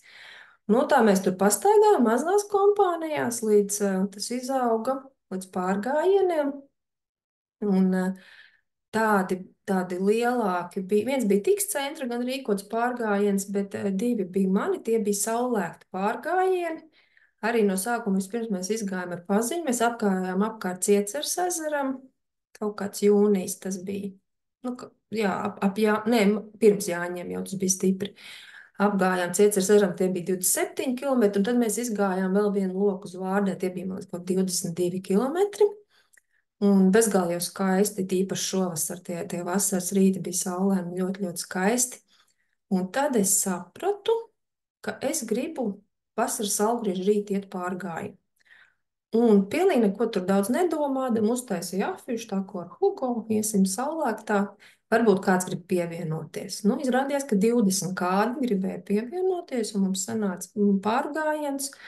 Viņi bija laimīgi, suns bija laimīgs, es biju laimīga un arī vēl naudiņu nopelnījusi. Un tad mēs atkārtojam to vēlreiz Vārdē, jā. Tā kā tas ir tāds, man tas liekas dīvaini, ka cilvēki maksā naudu par to, ka kāds viņus izved pastaigā, jo, nu jā, bet mēs esam dažādi, vai ne, un ar to vienmēr jāsaskarās, ka nevajag domāt tā, kā domāju es. Bet, nu, jā, man šis darbs ir vienkārši fantastisks. Es esmu izstaigājis, suns izstaidzināts, un man par to vēl samaksā. Nu, kur vēl labāk? Nu jā, un tad par tiem soļiem, kā tas notiek, jo šovasar mēs ar bērniem tikām līdz pārgājienam pa upi, un tur arī bija tāda pieredzīta man pašai. Pirms tam mēs ar ģimeni izgājām Kuldīgā pa Alekšu upīti, un tad es avīzes raksta dēļ, tur, kur es stāvu ar to noju rokās, tur es gāju pa Zaņas upi, jo man bija jāraksta par dabas lapā par Zaņas upi. Un tad mēs ar pulciņu bērniem, es teicu, mēs varētu noiet pa upi. Viņi, protams, bērni bija sajūsmā, tam sanāca upes pārgājiens. Nu, ja te jūs redzat arī to afišiņu, ja, ka tā ko ar Hugo. Un, kā man teica Saldu novada pašvaldības viens cilvēks, ka tas jau ir, jā, ka es esmu Saldu jaunu zīmolu uztaisījis. Nu, jā. Vienmēr svarīgi atcerēties to, ka tas darbs turismā nozīmē tev darbs, bet citi tajā brīdī atpūšās, un tad par to ir jāgādā, lai viņiem būtu ļoti labi, un viņi jāmīl un jālutina. Jūs varat redzēt, tur apakšā ir tā bildīt, ka mēs ar bērniem pa upējam, un tad tas laiks jau bija ļoti karsts, un tad mēs vienu pārgājienu pabeidzām pie drūzes saldējuma veikaliņa, un tad, kad es eju ar pieaugušajiem, arī ar bērniem, jo es izcepu maizīti, un dažkārt arī sasienu sieru, un lai ir tā īpašā sajūtiņa, ka tas tāds īpašs, nevis kaut kāda pastaiga, bet tāds īpašs pārgājiens ir. Un te jūs varat redzēt mani tajā tako ar Hugo krekliņā, un blakus ir Laima zīmējuma autori. Labākā zīmolveda. Jā, un tad papildus, ko es vēl daru, man patīk pašai rokdarbi, un tad es visu kaut ko ķibinu, un tad es arī sapratu, ka visi jau tā nemāk ķibināties, un kāds grib iemācīties. Nu, tad tās ir tādas meistarklasītes dažādas. Bet tas ir tā, no reizes uz reizi arī, un jūs redzat, mērķa auditorijas dažādas, un cenas dažādas, un grūtības pakāpes, un tā tālāk. Bet, nu jā. Tas arī ir tāds, ko pa ziemu, kad ir laiks un patikšana, tad var padarboties. Nu, tas pats svarīgākais man šķiet pašam izbaudīt to procesu, Jo, ja tu esi tādā labsajūtiņā, tad to cilvēki ļoti jūt. Un man tik ļoti patīk ar bērniem iet pārgājienā. Viņi ir tik brīnišķīgi, ka viņi tiek ārā no tās skolas un ka viņiem neviens tur nebāž virsū no kādiem obligātiem uzdevumiem. Un, starp citu, pirmais pusgads mums ar pulciņu bērniem pagāja. Man likās vienkārši briesmīgi, dēļ tā, ka viņi man nemitīgi jautāja, vai es drīkstu iekāpt, vai es drīkstu uzkāpt. Ja, es saprotu, ka tie mūsdienu bērni laikam peļķiem baigi netiek laist tūmā, nedod Dievs vēl kokā uzkāpt. Un tagad viņi ir atslābuši. Tagad viņi zina, ka viņi drīkst izjārēties pa auzu lauku, un re, kur viņiem smuki šitie daži pielipuši kājās. Un es vienmēr esmu teikusi, jo netīrāk zābak bērnam atnākot mājās, jo laimīgāks ir šis bērns. Nu tā mani sauc un mani kontakti, un mans laiciņš ir beidzies. Tas laiciņš ir beidzies, bet mums ir varbūt tāda kā apstiprinājuma, ka arī jautājumi tev ienākušies. Viens ir tas, ko cilvēki parasti saka, tu dari to, kas tev patīk, tad tu uz darbu ej ar prieku un tu neuztver viņu kā darbu. Un to pašu apliecina tavas profesijas māsa Inga Harti, kas arī šais kursos kopīgi ar tevi ir gājis. Un tad viens no jautājumiem bija, vai tev ir kaut kāda mīļākā auditorija, ar ko tu parasti gribi strādāt, vai ko tu priecājies satikt. Protams, visus tu priecājies, bet vai kādi ir īpaši mīļāki? Es varu izcelt kaut kāds īpašs. Es varu pateikt, kur ir viena no grūtākajām auditorijām. Tie ir seniori. Jo tur ir tā ļoti, šovasar man bija tā viena grupiņa, kad man ļoti bija jāsaņemās. Jo tas ir tā kā bērndārs Kubā, tā paaugstinātā pakāpē, jo tev viens pajautā un tu atbild, un tad tūlīt pat vēl viens pajautā tāds. Es nezinu, tie cilvēki, kas ceļo un kas kaut kur iet, 99,90% ir ļoti brīnišķīgi cilvēki. Es domāju, ka tie visi burkšķētāji, tie tur mājās dīvāniņā arī burkšķi, tie, kas iziet no mājas ārā. Un mēs jau zinām, ka mēs cilvēks burkšķi, viņam pietrūks dzīvē uzmanības un mīlestības, nekad nedod pretī, nespoguļot viņa pretī to viņa dusmiņu, samīļo un iedod viņam aizītas viestiņu un ejam tālāk, būs labi. Vienīgi par to, ka darīt to, kas ļoti patīk, to gan es saprotu. Man par to brīdināja, tad brīdī es to neuztvēru, tagad es saprotu, par ko bija stāsts. Ja tu dari to, kas tev ļoti patīk, tu diezgan ātrāk vari tikt līdz izdegšanai nekā tad, ja tu dari to, kas tev nepatīk. Tāpēc grūti nošķirt. Man ir tā, ka es noeju pārgājienu un atnāku mājās, un man nav tā sajūta, ka es būtu strādājusi, jo es esmu ļoti izbaudījusi to procesu, un tad man liekas, man noteikti vēl kaut kas šodien jāizdara citādāk, jo es tikai esmu pastaigājusies, jā. Bet tā jau tas nav, tas arī ir darbs, jo tā ir bijusi mana atbildība, jā, gan maršrutu izdomāt, gan visu noiet un maizi izcept un tā tālāk. Tas arī ir darbs.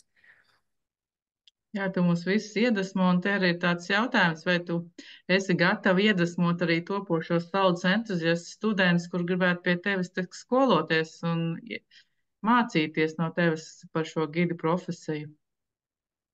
Es nezinu, kas tāds ir, bet gan jau, ka jā.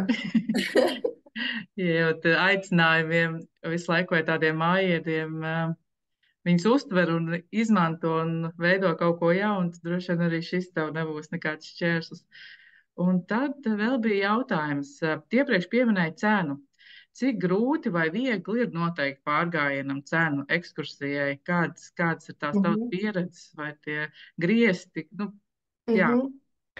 Par ekskursijām tur es varu pateikt konkrētu summu, kāda ir tā taksa un kāda es saprotu arī pārējiem gidiem, kas mēs saudu esam tie 30 eiro par stundu.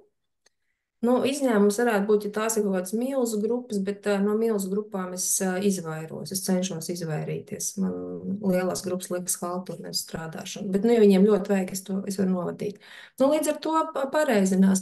Par pārgājieniem ir tā, ka ar bērnu pārgājieniem man bija skaidrs, jo tur tā parēķināja, končītes es viņiem tur nopērku, man tur ir kaut kāda materiāla. Un tur bija tā kā, uz galviņu cenu, un tiem pieaugušo pārgājieniem bija tā, ka es uzliku 5 eiro, jo es nedomāju, ka kāds vispār nāks līdz saulēktā. Es biju domājis, ka es viņu izsludinu, ka es iešu vienu, varbūt kāds paziņu man atnāks. Es jau nebiju domājis, ka man 20 cilvēki nāks līdzi, ja? Bet Man arī nav tur mērķis, šis nav tas darbs, kur man ir mērķis tur kaut ko tā kā šausmīgi nopelnīt. Es daru vēl 100 citas lietas, un tur es nopelnu.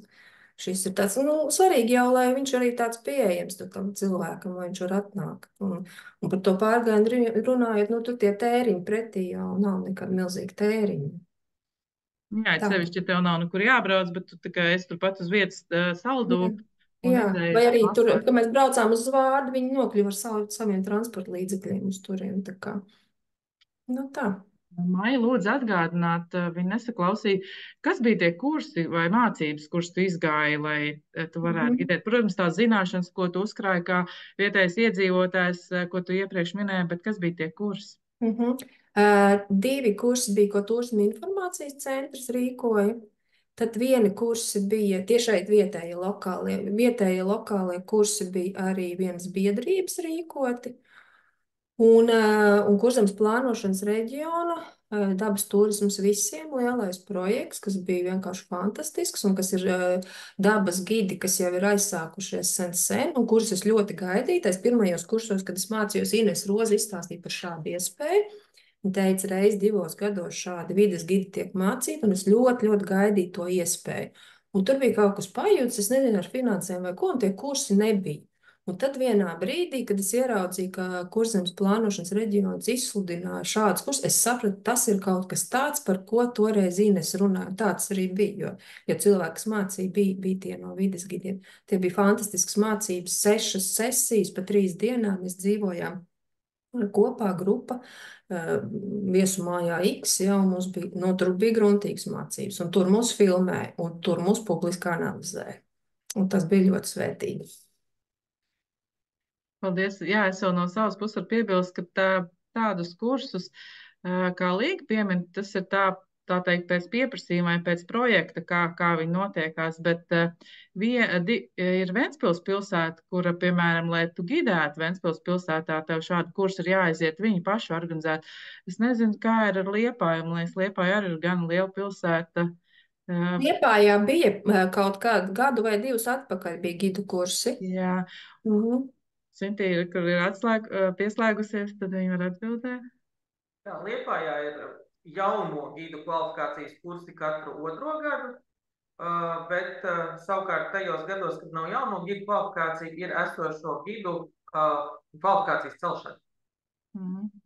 Jā, tādas lielākas pilsētas jau piedāvā savu, bet tāds dabas gidu kursi, jā, tie ir vai nu projekti ietvaros, tad var arī tur citreiz lauku konsultācijas dienas kaut ko uzorganizēt, bet tas ir tādā projektu veidu ietvaros. Tad vienkārši droši vien jābūt tai turisma apritē, jo parasti turisma informācijas centri ir tie ziņu izplatītāji savu uzņēmumu vidū, ja kāds grib pieteikties. Un, ja jūs esat šajā datubāzē, tā ziņa arī droši vien jūs sasniegs, ja neesat tur varbūt aktīvākais Facebook sekotājs vai kā, tad tas atslēgas vārds būtu droši vien lasīt to informāciju, ko jums sūta uz e-pastu, un varbūt tad kaut kas arī ir tāds, kas jūs interesē un būs jums noderīgs.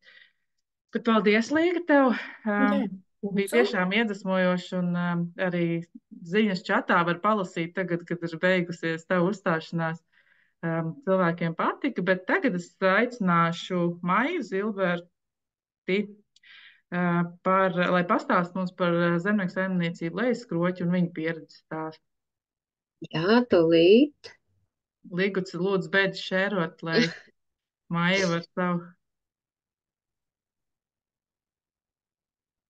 Sveiki. Nu, tad es tūlīt ķeros pie savas prezentācijas. Tad vēlreiz teiksiet, vai visu var redzēt, un tā, vienu atpakaļ.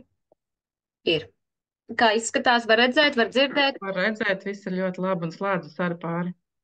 Forši, labi. Es esmu Maija Zilberta, un man pieder zemnieku saimniecība Lejaskroķi, kas, kā varbūt nekas tā kā nevienam ne ar ko neasociējas, bet tā mums ir bērnības zeme, un mūsu lauku sēta. Tas nav nekāds mini zoo. Man liekas, ka tas ir tāds ļoti īpatnējs nosaukums. Bet būtībā 2015. gadā mēs dibinājām zemnieku saimniecību, tāpēc, ka tas izklausījās ritīgi pēc kaut kāda varena vārda. tāds uzņēmējdarbības formas, baigi traki un mazliet aplami, bet gan jau to mēs iztrepsim.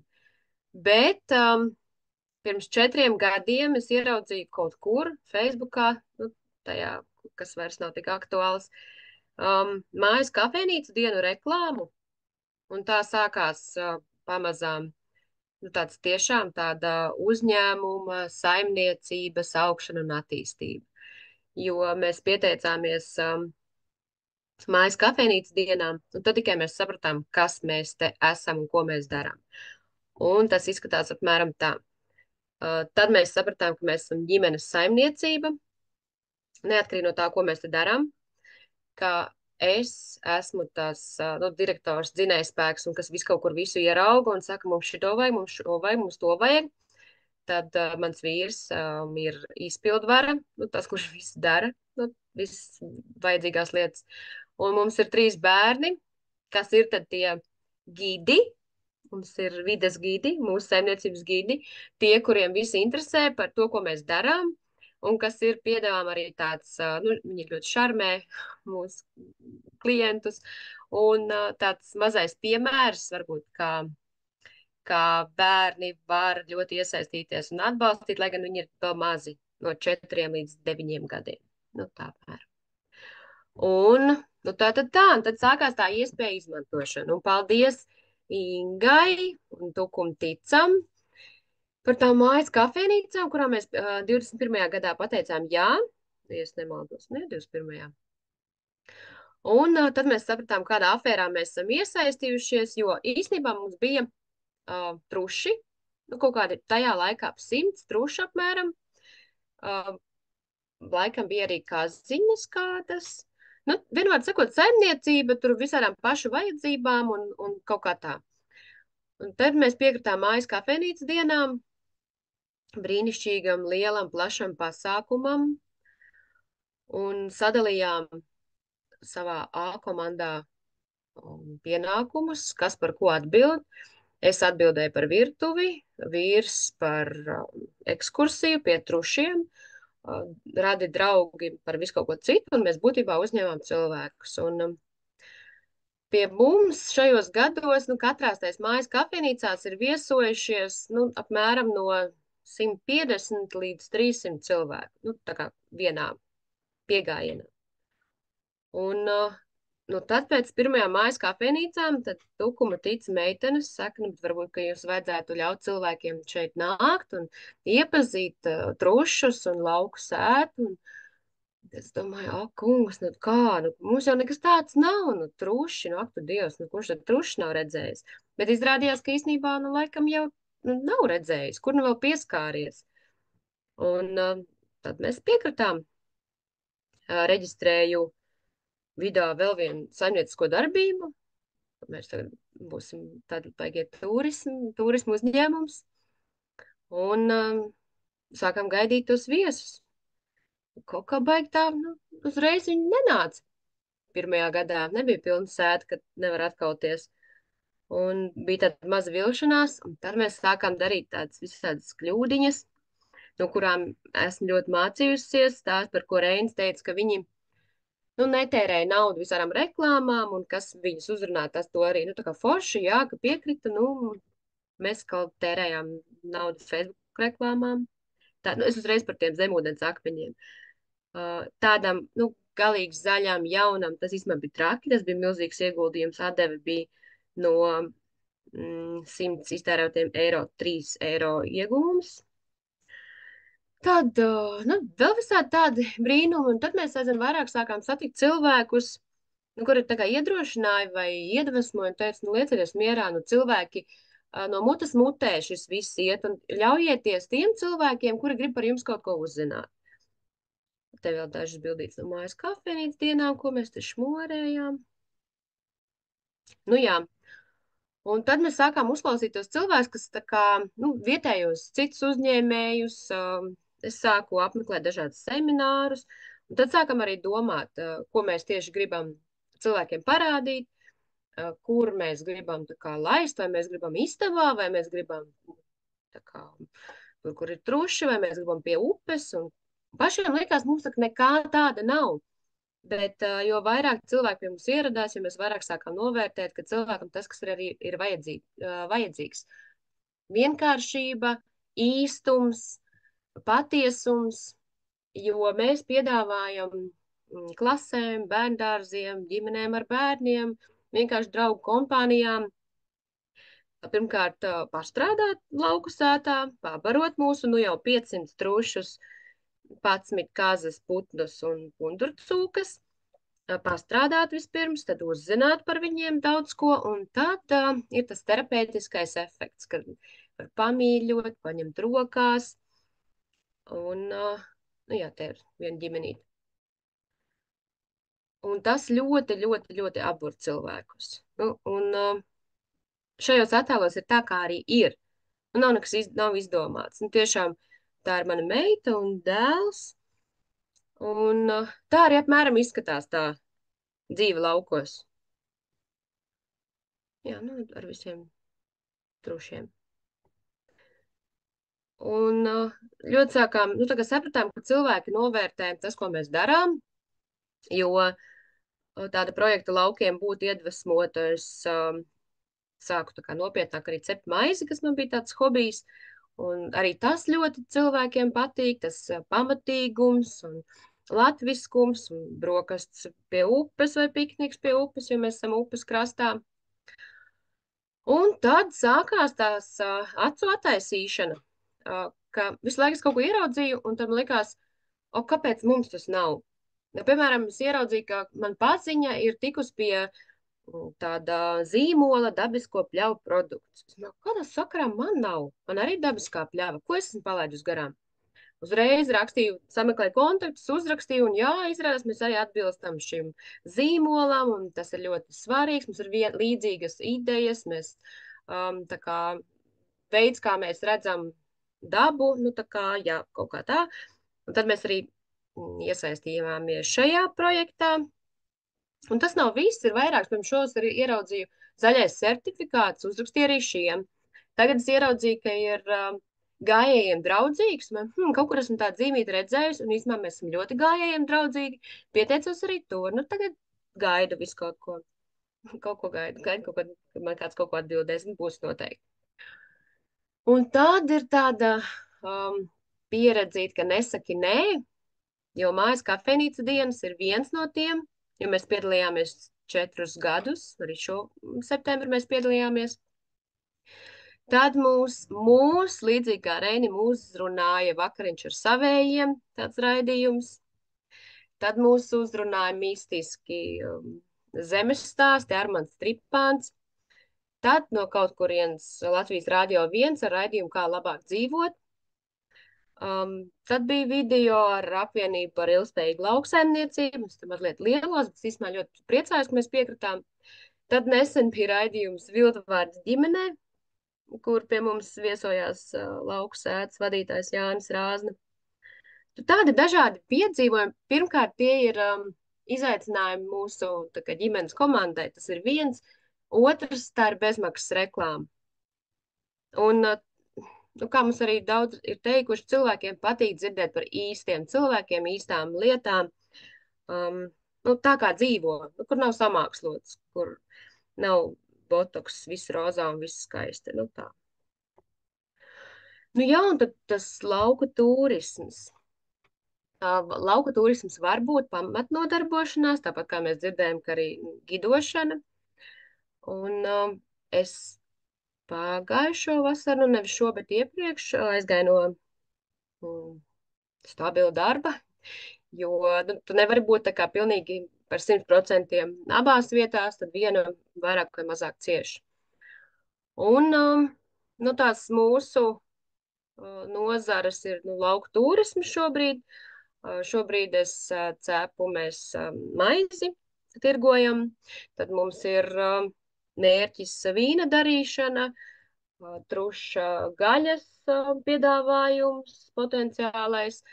Tikko esmu pabeigusi nometņu vadītāju kursus, tad arī nometņu iespējas. Tad mums ir tik brīnišķīga vieta, ka mēs gribētu piedāvāt arī nakšņošanu. Tam ir vajadzīgs papildus finansējums. Tā kā visu laiku ir kaut kas, ko darīt. Un jāmeklē vēl iespējas, aktivitātes, un daudz no tām atrod mūsu. Piemēram, tagad mēs no novembra beigām līdz 1. janvārim būsim Durbes pils parkā ar trušiem un visādiem citiem zvēriem.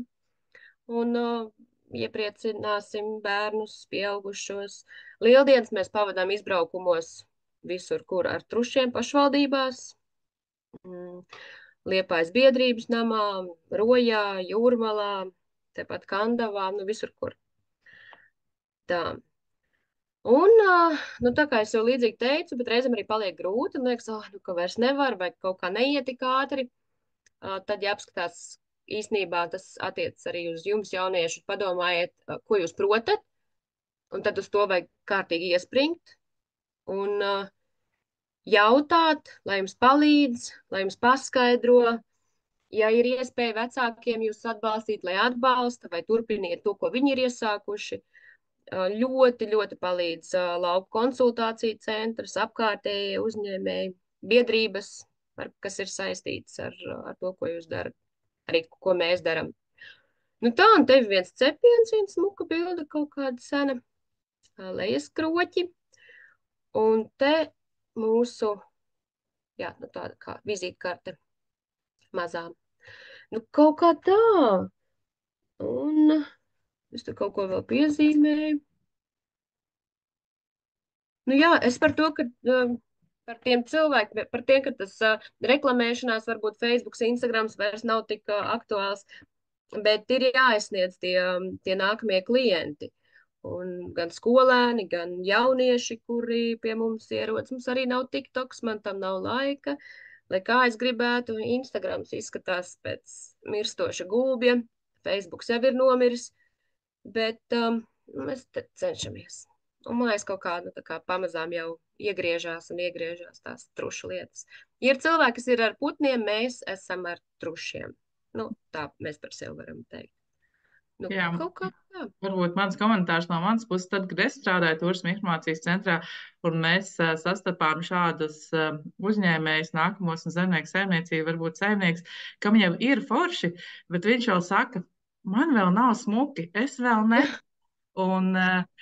Un tad mēs vienmēr teicām, nu, sāciet ar to mazumiņu, kā jūs arī sākāt, un ir tie 2 gadi, kad ieskrienās tā reklāmas aprita, un kad aiziet tā mutvārdu reklāma, tā, ka tev iesaka draugs draugam, un jā, kā jau teici, ja vēl uzrodās kāda filmētāja, kas parāda televīzijā, tev tad pēc tam Turisma informācijas centra telefona numurs ir karsts, jo visi grib atrast, kur tad ir, piemēram, šie lejas kroķi, un viņi grib arī viņus apmeklēt.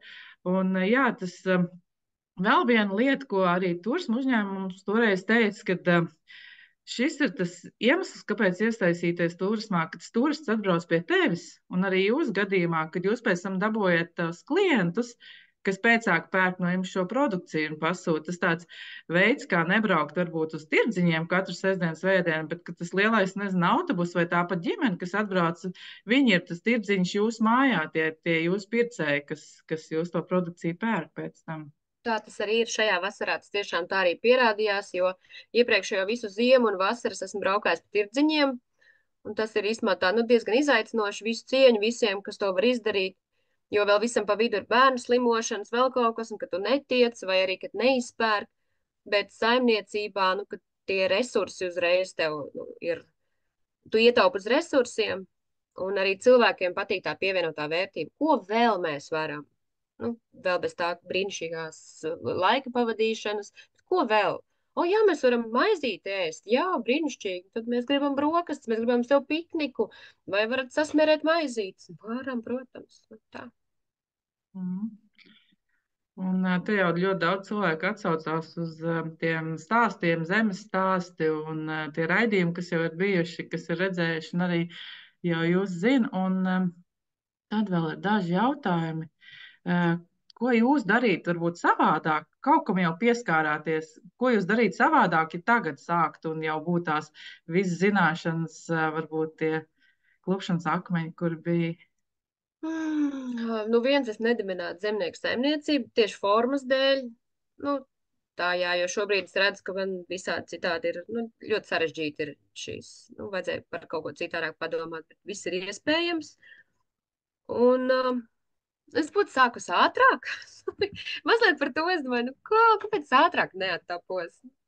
Jo visu laiku, arī tagad jau liekas, ko tad mēs, kā tad mēs, un tad visu laiku nopurinies, nē, vajag, tad ir jāpamēģina, jo, tā kā, ja vienas durvis aizverās, tad ieliem pa logu. Kaut kur visu laiku ir jādara. Un tad vēl ir jautājums, vai ir izmantot Eiropas Savienības kaut kādu projektu finansējums vai pašu spēkiem, un ja ir izmantots tas projektu finansējums, cik viegli vai grūti ir bijis viņu tā kā piesaistīt un apgūt? Mēs esam izmantojuši Tukuma novada domes grantu.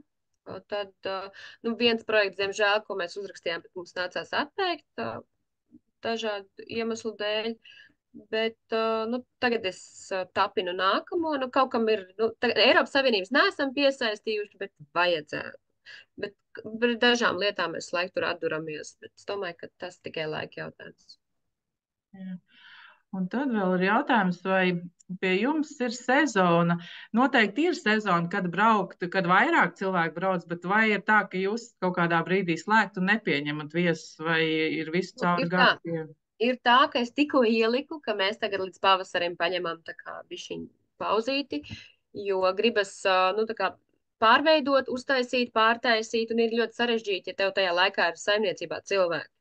Un principā, Agnes tikko ieliks zemes stāsts, labi, forši, paldies.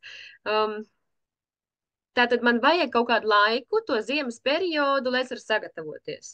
Man ir laiks, lai, tā kā bija skolēna brīvlaiks, es sēžu, mācos nometņu kursus, un es redzu, ka iebrauc viena. Es priecājos par katru, kurš iebrauc, saprotu, ka man tur tas zūmājas pusi vairs nedzirdu, ja, vai man tagad ir grupu darbs. Tādas lietas, kas ikādi saprot, ka ziemas periodā tu vari darīt citas lietas, mācīties, jaunas idejas, kādu projektu, vēl kaut ko uzrakstīt, jo no aprīļa līdz 31. oktobrim, principā, nav iespējams aiziet paēst. Tā, es pārspīlēju mazliet, bet vai apsēsties nav iespējams. Tu visu laiku trušojies, runājies, mīļojies, stāsti, kaut kā tā. Tā kā mums šobrīd ir mazliet pauze no šodienas. Ja kāds iebrauc, ko cilvēki arī dara, vienkārši iebrauc sētā un vai varam lūdzu pie trušiem, ja es tā esmu, tad ejam. Ārā neviens nav izdzīts vēl līdz šim. Bet šobrīd ir maza pauzīte. Te varbūt viens noslēdzošais jautājums vēl. Kas ir tas, kas iedvesmoja radīt un turpināt attīstīt jauns projekts, produktus? Viens ir tas, ka mani iedvesmo, man liekas, mūsu visu ģimeni, tā vieta, kur mēs esam. Mēs esam absolūti perfektā vietā, kur nevar neizmantot. Tukuma novadā, Matkulas pagastā, bet pie upes, Amulas krastā, bet ļoti tik gleznaini, ka tu vienkārši tad, kad viss ir slikti, tā ir vieta, kur pilnīgi citi maksā milzīgu naudu, lai jogotu pie ūdens, ja, vai atpūstos, vai relaksētos. Man tas ir pāris 100 metru attālumā. Tas ļoti iedvesmo, un iedvesmo cilvēki, ar kuriem mēs satiekamies, un kur saka, jā, jums jāvar. Iedvesmo, redz, kur, piemēram, šis Zoom pasākums, tu liekas, jā, cik forši, tā kā uzaicināja, labi. Tālāk. Jā. Paldies visiem, kas šodien mūs visus iedvesmoja, jo tāds bija tas mērķis. Saprast arī, kas ir tā turisma nozara, bet arī tie cilvēki, kas tajā turisma nozarē darbojas un kas viņus ir tam pievērsis. Un arī mums, un arī varbūt citiem, un arī jauniešiem, kas domā nākotnē ar turismu savu nodarbošanos saistīt, saprast savus resursus, kas jau viņiem tagad ir, vai ģimenē ir jau, iespējams, arī ir kāda zemnieku saimniecība, kas tieši tāpat braukā uz tirdziņiem un tirgo savu produkciju, un iespējams pievērst vecākus šim turismu biznesam ir vēl viena ideja, ko varētu darīt. Tā kā miedarboties gan ar tām zināšanām, gan jaunu redzējumu, jauniešu vēlmi iesaistīties. Paldies visi, kas šodien piedalījās, gan attālināti, gan kā runātāji, gan arī aktīvi jautājumu uzdevēji. Mums čatiņā ir iemests vairākas saites, kur ir bijušas kaut kādas publikācijas, kur ir bijuši video ierakstī par konkrētām saimniecībām vai aktualitātēm, un varat iekupēt arī tos un smelties idejas arī no šiem stāstiem, jo tur tad, protams, vairāk padziļinātāk, un arī jūs klātienē redzēsiet, kā izskatās attiecīgā teritorija. Tad, ja nav jautājumu nevienam, tad paldies jums par šo dienu un tiekamies Kurzemē.